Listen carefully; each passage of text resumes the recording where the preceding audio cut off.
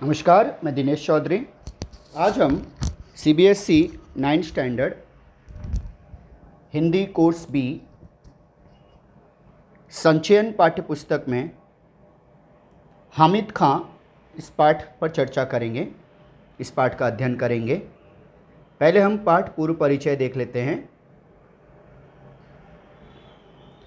हामिद खां प्रस्तुत कहानी में लेखक ने बड़ी सहजता से, बहुत ही आसानी से, सरलता से, स्वाभाविक तरीके से हिंदू और मुसलमान दोनों के हृदय में धड़कती सहृदयता, दयालुता, आत्मीयता, अपनापन एवं एकता की भावना को अभिव्यक्त किया है, प्रकट किया है, प्रस्तुत किया है।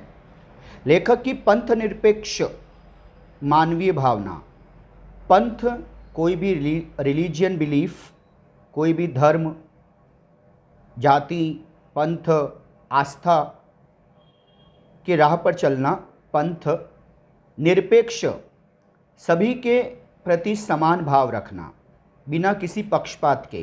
पंथ निरपेक्ष कोई हम इंग्लिश में कह सकते हैं सेक्युलर, यानी किसी धर्म विशेष के प्रति दुराग्रह या पक्षपात का भाव न रखना,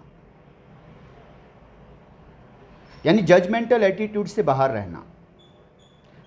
इन शॉर्ट, दूसरे शब्दों में कहें तो पंथ निरपेक्ष अर्थात सभी पंथ, धर्म, आस्थाओं के प्रति समान आदर का भाव रखना। इस मानवीय भावना, इंसानियत की भावना, इस इंसानियत के जज्बे को तक्षशिला, भारत की बहुप्रसिद्ध विश्वविख्यात यूनिवर्सिटी, ज्ञानपीठ तक्षशिला निवासी, वहाँ निवास करने वाले तक्षशिला इन दिनों बंटवारे के बाद 1947 में, 1947 में पार्टीशन, बंटवारे के बाद तक्षशिला पाकिस्तान में स्थित है, लेकिन उससे पूर्व, पार्टीशन से पहले तक्षशिला भारत का हिस्सा थी और इसकी ख्याति विश्व प्रसिद्ध थी। निवासी हामिद खां के हृदय को स्पर्श करती हैं और उन दोनों में कैसे परस्पर एक दूसरे के साथ एक सौहार्दपूर्ण, एक अपनेपन भरा, इंसानियत भरा आत्मीय संबंध, एक अपनेपन का रिश्ता स्थापित हो जाता है। इसका मार्मिक मन को छू लेने वाला, हृदय स्पर्शी वर्णन इस कहानी में प्रस्तुत किया गया है। आइए हम देखते हैं पाठ्य पुस्तक में पेज नंबर 35, हामिद खां, लेखक S.K. पोट्टेकाट। हामिद खां। तक्षशिला पाकिस्तान में आगजनी, यानी दंगा फसाद करने वाले उपद्रवियों के द्वारा आग लगाए जाना, आगजनी। समाचार पत्र की यह खबर पढ़ते ही मुझे हामिद खां याद आया। मैंने भगवान से विनती की, हे भगवान, मेरे हामिद खां की दुकान को इस आगजनी से बचा लेना। लेखक भारत में हैं,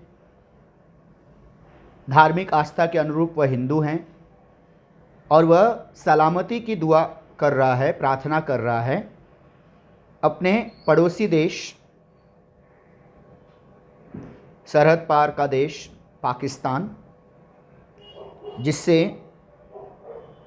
आज़ादी के बाद से लगातार शत्रुता का भाव रहा है।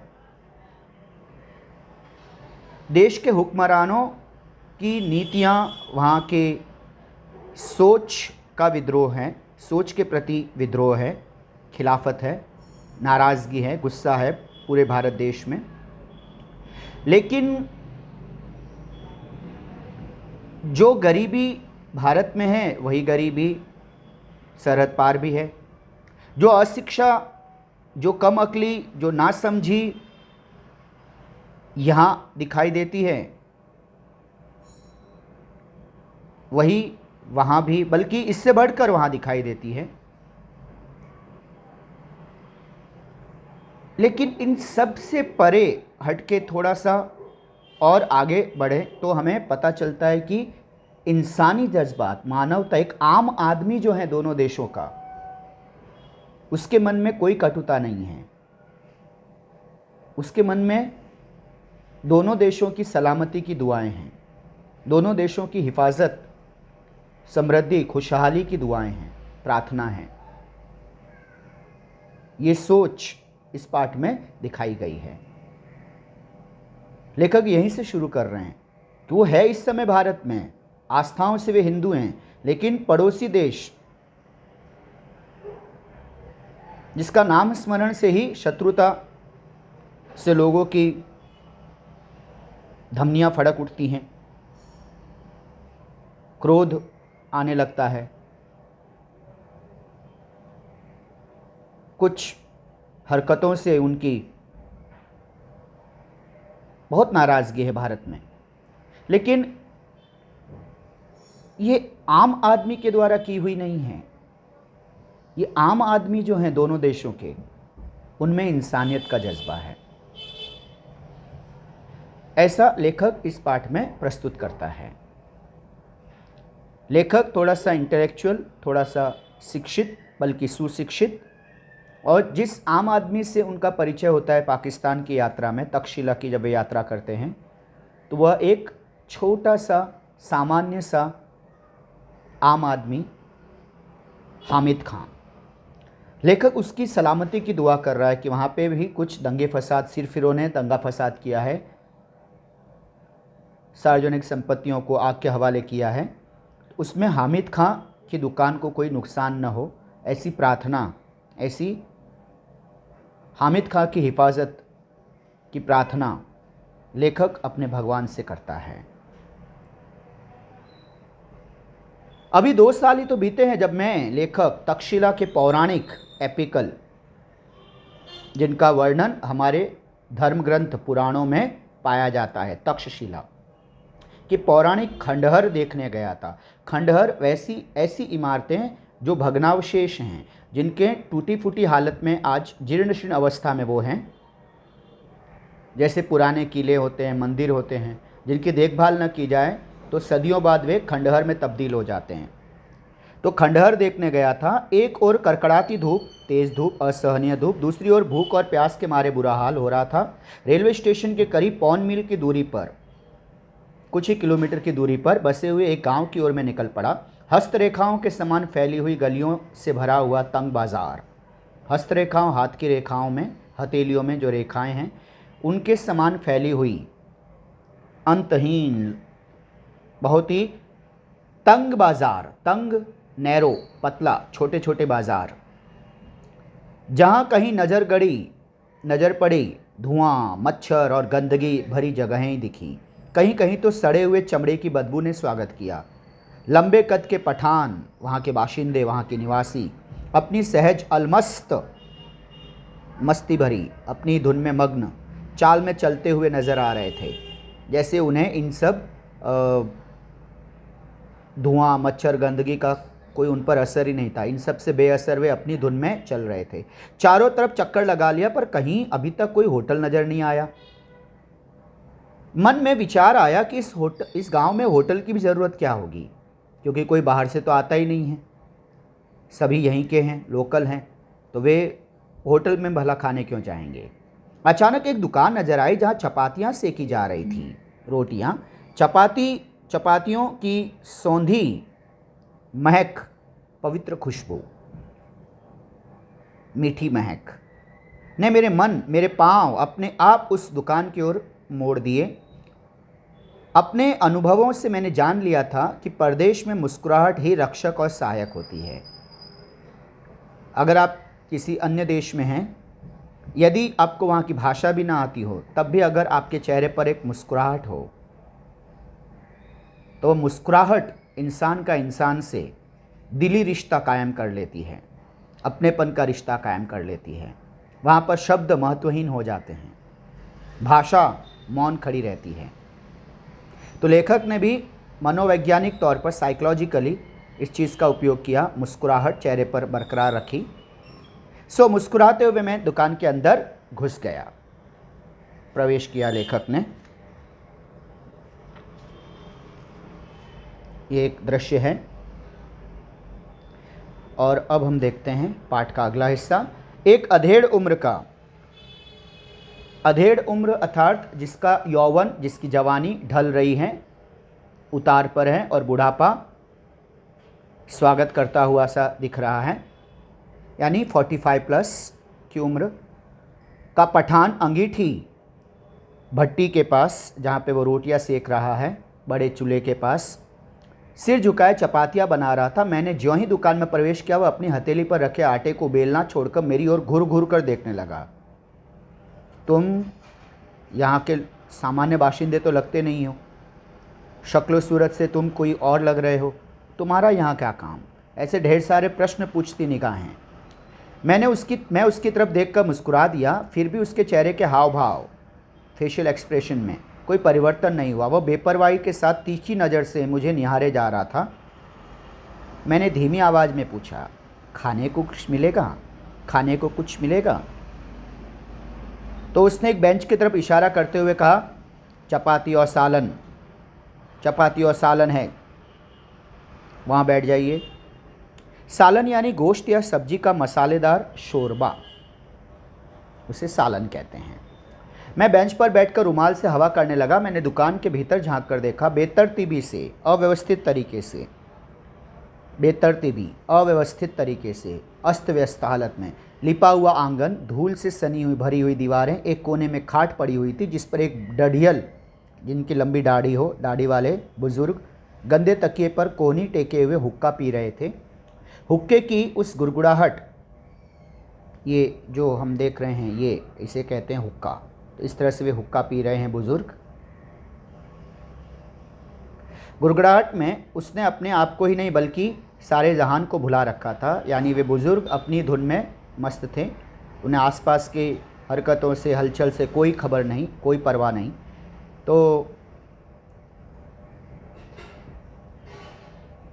चपाती को अंगारों पर रखते हुए उस अधेड़ उम्र के पठान ने पूछा, भाईजान आप कहाँ के रहने वाले हैं?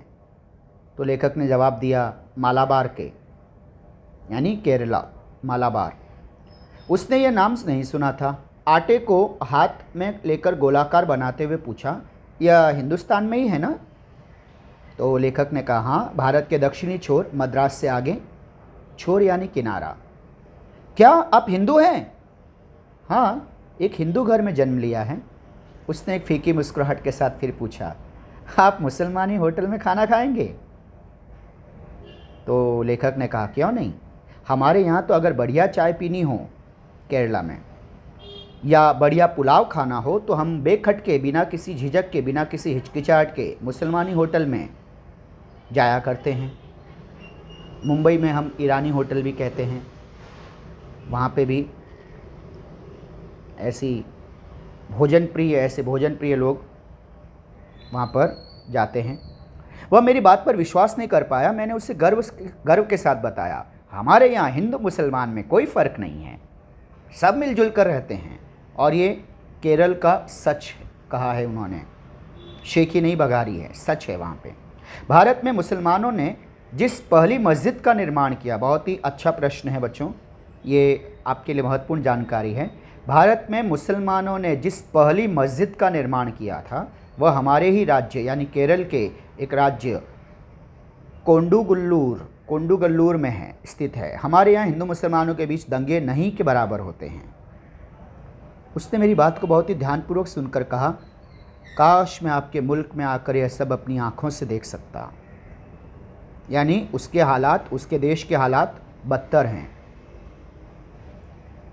हालांकि वो भी ऐसे हालात अपने देश में देखने का ख्वाहिशमंद है। तो मैंने पूछा, आप अपनी आंखों से देखना चाहते हैं, मतलब क्या आपको मेरी बात पर विश्वास नहीं होता? तो उसने कहा, मुझे आपकी बात पर तो पूरा यकीन हो गया है, पर मैं इस पर ईमान नहीं कर सकता कि आप हिंदू हैं, क्योंकि यहाँ कोई भी हिंदू आपकी कही हुई बातों को इतने फ़ख्र के साथ, इतने गर्व के साथ किसी मुसलमान से नहीं कह सकता। क्योंकि पाकिस्तान में जो हिंदुओं की दुर्दशा है, तो उनका इस बात पर यकीन नहीं है, उनकी अपनी आप बीती है।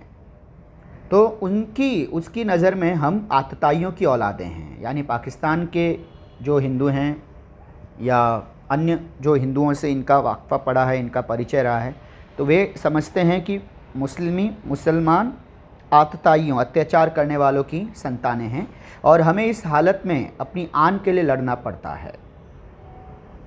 अपनी आन, अपने अस्तित्व, अपने सम्मान के लिए। शायद यही हमारी नियति भी है, यही हमारा भाग्य भी है, नसीब है। उसकी आवाज़ में सच्चाई कूट कूट कर भरी थी।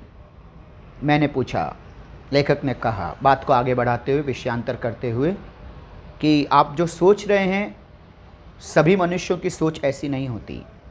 सभी धार्मिक कट्टरता के शिकार नहीं होते। सभी एक ही तरफ सोचने वाले, एक पक्ष सोचने वाले, एक तरफा सोचने वाले नहीं होते। कुछ ऐसे होते हैं जो दुख सहकर भी, आप बीती सहकर भी सहिष्णु होते हैं, सहनशील होते हैं, अपनाने के लिए सहज स्वीकार होते हैं। यही तो भारतीय संस्कृति रही है हजारों वर्ष की। तो लेखक ने आत्मीयता से पूछा, आपका शुभ नाम? तो उसने कहा, हामिद खां। और वो जो चारपाई पर बैठे हैं बुज़ुर्ग, वो मेरे अब्बाजान हैं। अच्छा, आप 10 मिनट तक इंतज़ार कीजिए, सालन अभी पक रहा है। मैं इंतज़ार करने लगा तो हामिद खान ने ज़ोर से आवाज़ लगाई, अरे ओ अब्दुल! एक छोकरा, एक छोटा सा बालक दौड़ता हुआ आया जो आंगन में चटाई बिछाकर लाल मिर्च सुखा रहा था। हामिद ने पश्तो भाषा में, पर्शियन लैंग्वेज एक प्राचीन भाषा है पश्तो, मैं उससे कुछ आदेश दिया। वह दुकान के पिछवाड़े की तरफ भागा, पिछले हिस्से की तरफ, और इसने कहा, भाईजान, जालिमों की इस दुनिया में शैतान भी लुक छिप कर चलता है। जालिमों की, अत्याचारियों की इस दुनिया में, ऐसी दुनिया जहाँ पे अत्याचारियों का बोलबाला है, उनकी हुकूमत चलती है, तो ऐसे में शैतान तक अपनी पहचान छिपा कर चलता है। किसी पर धौंस जमाकर, अकड़ दिखाकर, दबदबा बनाकर, मजबूर करके हम प्यार मोल नहीं ले सकते। प्यार, आदर, सम्मान, अपनापन जीतना पड़ता है। उससे लोगों के दिलों में विश्वास, अपनापन उत्पन्न करना पड़ता है, सम्मान कमाना पड़ता है। आप रुआब से, धौंस दिखाकर, अकड़ दिखाकर किसी का सम्मान हासिल नहीं कर सकते। आप ईमान से, मोहब्बत के नाते मेरे होटल में खाना खाने आए हैं, ऐसी ईमानदारी और मोहब्बत का असर मेरे दिल में क्यों न पड़े। अब ये ईमानदारी एक आम आदमी कह रहा है कि यही ईमानदारी हर एक पक्ष अगर ईमानदारी से रखे, निष्कपट भाव से रखे, निष्पक्ष भाव से रखे, तो मन के सारे मैल स्वतः दूर हो जाएं। जो भी दूरियां हैं, मनभेद हैं, मतभेद हैं, वे स्वतः मिट जाएं और दोनों देश सगे भाइयों की तरह अगर मिलजुल कर रहे हैं। एक कल्पना है कि अगर ये सारे मतभेद, मनभेद मिट जाएं, तो दोनों देश को जो रक्षा के लिए, शस्त्र खरीदने के लिए करोड़ों, हज़ारों करोड़ रुपए जो खर्च करने पड़ते हैं, दोनों तरफ के हमलों में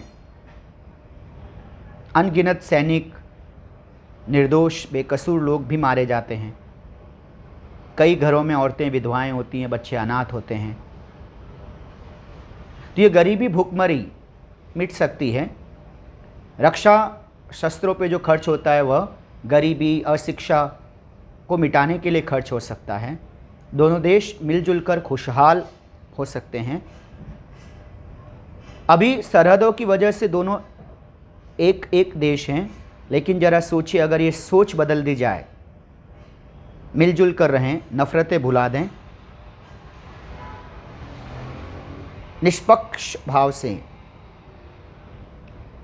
तो दोनों देश मिलकर 1 और 1 11 हो सकते हैं, ताकतवर हो सकते हैं।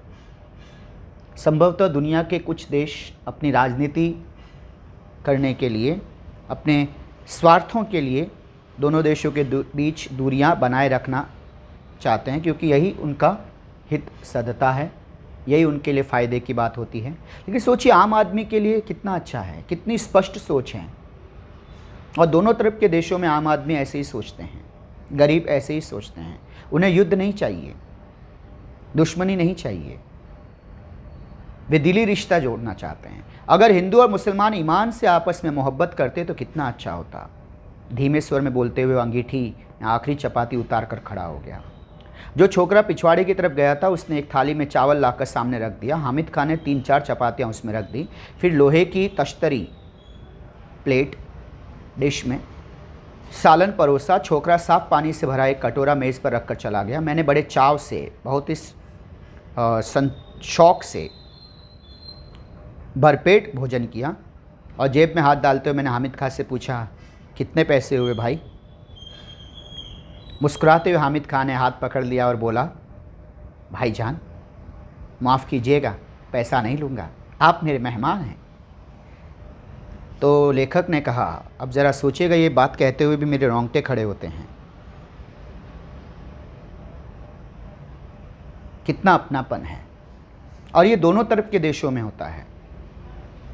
यहाँ पर सरहदों की दुश्मनी नहीं, इंसानियत जीतती है। और वो कहता है मेहमान, लेखक कहता है मेहमान नवाजी की बात एक अलग है, एक दुकानदार के नाते आपको खाने के पैसे तो लेने पड़ेंगे। घोड़ा घास से यारी करेगा तो खाएगा क्या? आपको मेरी मोहब्बत की कसम। लेखक ने इंसानियत का वास्ता दिया। तो हामिद खां की तरफ लेखक ने 1 रुपये के नोट को लेखक ने हामिद खां की ओर बढ़ाया। आप कहेंगे भला ये 1 रुपये में क्या बेवकूफ़ बना रहा है? बच्चों, ये 1 रुपया उस समय की बात है, पार्टीशन के बहुत बाद, जब छोटे इलाकों में सामान्य तौर पे भोजन इतने पैसे में हो जाता था, जब महंगाई आसमान नहीं छू रही थी। उस दौर की बात है, उस समय की बात है। तो लेखक ने जो एक जायज़ भाव होता है, जो दाम होता है, वह हामिद खां के सामने पेश किया। 1 रुपये के नोट को लेखक ने हामिद खां की ओर बढ़ाया तो वह सकुचा रहा था, झिझक रहा था कि कैसे लेखक को मना करें, कहीं लेखक की भावनाएं आहत ना हो जाएं। तो उसने बहुत ही अच्छी मानवीय युक्ति निकाली। उसने वह रुपया लेकर फिर मेरे हाथ में रख दिया और जो कहा वह बात सीधे दिलो दिमाग में बसती है हर एक के। संभवतः यही इस पाठ की प्राण पंक्ति है। कहता है, भाईजान मैंने खाने के पैसे आपसे ले लिए हैं, मगर मैं चाहता हूँ कि आप ही के हाथों में रहे। अब यह रुपया आप ही के हाथों में रहे। आप जब पहुँचें तो किसी मुसलमानी होटल में जाकर इस पैसे से पुलाव खाएं और तक्षशिला के भाई हामिद खां को याद करें। यही मेलजोल नफ़रतों को मिटाने का रास्ता होता है। जो बड़े बड़े बुद्धिजीवी नहीं सोचते हैं, वो एक आम आदमी ने सोच लिया। वहाँ से लौटकर मैं तक्षशिला के खंडहरों की तरफ चला गया। सोचिए, उस खंडहरों की हालत की तरह दोनों देश के रिश्ते हो गए हैं। इंसानियत की चिड़िया वहाँ से नदारद है, आत्मीयता नदारद है। काश वो खंडहर जैसे उनकी मरम्मत हो जाए और वे वापस से अपने सुनहरे दौर में लौटे। वैसे ही काश दोनों देशों के रिश्ते सुनहरे दौर में अपने अस्तित्व में लौटें, सारी दुश्मनियां मिट जाएं। खंडहरों की तरफ चला आया। उसके बाद मैंने फिर कभी हामिद खां को नहीं देखा, पर हामिद खां की वह आवाज़, उसके साथ बिताए क्षणों की यादें आज भी ताज़ा हैं। उसकी वह मुस्कान आज भी मेरे दिलो दिमाग में बसी हुई है। तक्षशिला के सांप्रदायिक दंगों, कम्युनल राइट्स की चिंगारियों की आग से हामिद और उसकी वह दुकान, जिसने मुझ भूखे को दोपहर में छाया और खाना देकर मेरी क्षुधा यानी भूख को तृप्त किया था, संतुष्ट किया था, वह दुकान सही सलामत बची रहे। लेखक कहते हैं कि हे ईश्वर, मैं यही प्रार्थना बार बार मन में दोहरा रहा हूँ, अब भी कर रहा हूँ, कि दंगों की आग में, बस्तियों में के जलने में हामिद खां सुरक्षित रहें, उसका कोई जानो माल का नुकसान न हो। कृतज्ञ भाव, आत्मीयता, इंसानियत का भाव। ये कहानी यहीं ख़त्म होती है। और हमें हामिद खां की करुणा से जोड़ देती हैं, सरहद पार और हमारे देश में पाई जाने वाले इंसानियत से हमारा साक्षात्कार करवाती है। तो बच्चों, बहुत ही अच्छा पाठ है ये, अच्छी कहानी है ये। मानवीय करुणा के जज्बे को, मानवीय करुणा से आपका परिचय कराती है। इस तरह के पाठ भी हमें पढ़ने चाहिए, समझना चाहिए उसे, बल्कि आत्मसात करना चाहिए इस गुणों को, इस सोच को। अगले भाग में हम इसके प्रश्न उत्तर पर चर्चा करेंगे। पढ़ते रहिए, खुश रहिए। मिलते हैं अगले भाग में। Thank you.